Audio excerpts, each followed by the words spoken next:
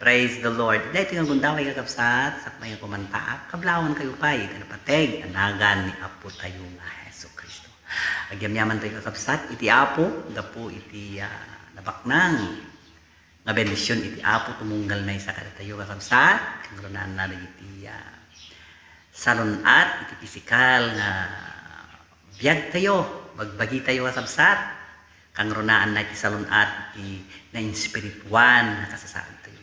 Dahil ito yung gundaway kakabsat, gamyaman tayo iti naragsak apan panunot, naragsak ka puso tayo, ken kanayon nga natulnog iti Apo, nga agserserbi iti Apo, ken natipel, saan nga nalakang agpungpungtot kakabsat, naisem, naayat iti pada na nga tao. Gamyaman tayo kadagiti nga sursuro iti Apo, anaman tayo iti sursuro iti Apo. Isuda nga mangliwliwa ken mangpatpatib kaya kana tayo. Iti daytoy nga gundaway kakabsat, agyamyaman tayo iti Apo gapo ta naamuan tayo iti pudpudno nga dalan. Kaya naamuan tayo iti paspasamak iti agdamang padpadto wano paspasamak iti daytoy nga lubong.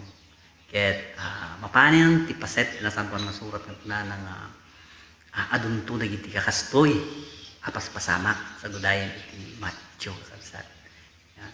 Iti padto iti Apo ket matungtong paldan. Mo tayo mitten nga iti Apo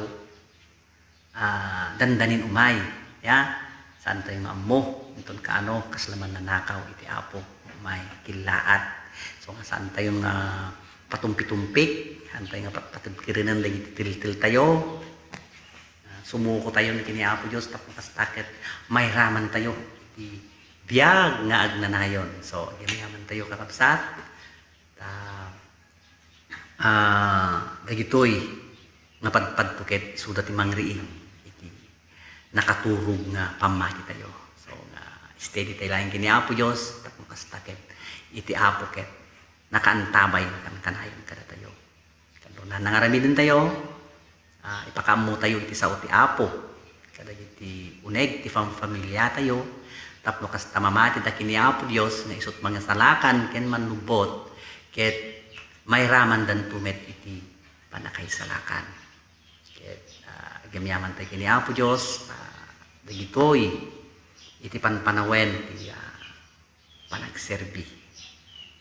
Saan tayong aramiden, nagigay kakayat tayo. Sumuko tayo ni kini Apo Diyos. So, ti Paulo da ito yung kantaek kakapsat para kata kayo tuy lubong nga napeggad. Praise God.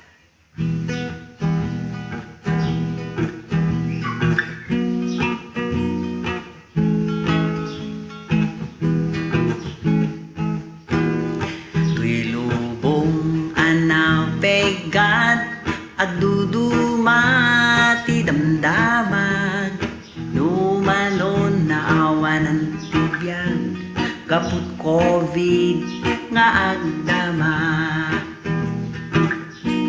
COVID-19 nga kungunada, pagbutbut ngan ti daduma, taadun ti binalbaliwan na, ti protokol nga na'y dumduma. Numapan ka jay kapilya, agkararat tinamanswa, nubasi kay kayada, ngem no adu iparita. Numapan ka agtrabaho, opisina wenno bangko, adalat ti face mask mo tanu awan delikado. Numapan ka magtitsyenda, jay ili agbiyahe ka, adalat nakagwardya, sigurado nga mapara ka. Kung kunada ati maestra, awan kanon mapanjay eskwela, estudyante nga isuruda, tabalbalaydan agmujulda. Panagbiang dito'y lubong, umarkarot ti sitwasyon, kanayon ti dilubyo, layos bagyo na palalo. Jay lugar ti Cagayan, isudangan na layusan, ken kastamet dito'y Isabela, parehas ana parigat na. Nalayos ti mulmula, agraman balbalay da, ken kastamet ti tingwenda, agraman gamgamit da. Nagsena ay daytoy riknak, di kastoy nga paspasama, kadagiti kakailyak, kaput layos nga ng parigat. Ngen idintan nakita, kakapsat nga giwarwaras, grocery kinaban nga bagas, na parang sakti kakailya. Agyaman kami kada kayo, kakapsat titulong yo, ikarkararag miti apo, tamanayon biyag ken negosyo yo. Kakabsat di tay nga agdanag, di kastoy nga paspasamak, nutabiag mon ket imawat, iti apo ana ayan. Gagayem ken kakabsat, intayon agkararag, iti apo ana ayan, tapno biag tay mailasan.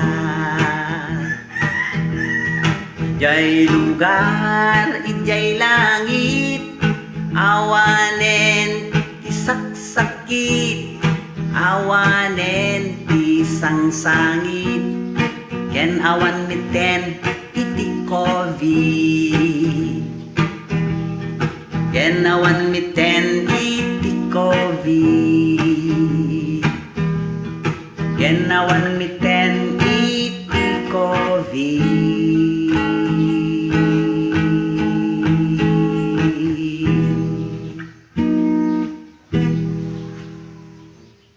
Praise the Lord. Hallelujah.